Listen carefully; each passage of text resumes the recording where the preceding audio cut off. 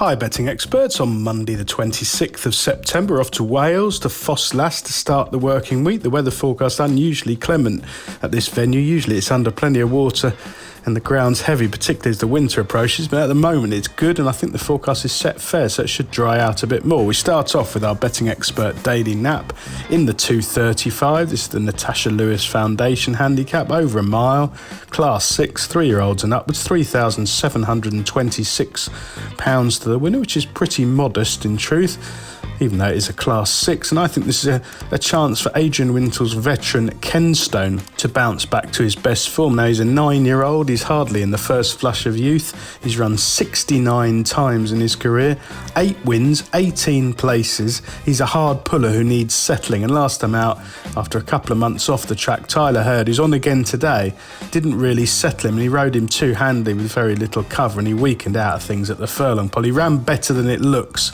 and I think if they can ride him more patiently, this should be a fairly strongly run race. Looking at them, there's a few front runners and it's a much bigger field. For all it represents a bit of a drop in class. He's back down to a mark of 61. As I say, that was his first run in a couple of months. He's been off for another 47 days since. He's not the easiest. He did win over 7 furlongs back at Wolverhampton when he quickened up smartly, despite again pulling hard, and I'm hoping that he's sort of dropped out in rear here to settle and he can come through late. He should be a big price. These sort of veterans get ignored by the market, and I think he'll run well here as long as the ground continues to dry out. Our betting expert value angle selection runs in the 310. This is the Kazoo handicap, 1 mile, 2 furlongs and 37 yards, class 5, 3-year-olds and upwards, £4,500 to the winner.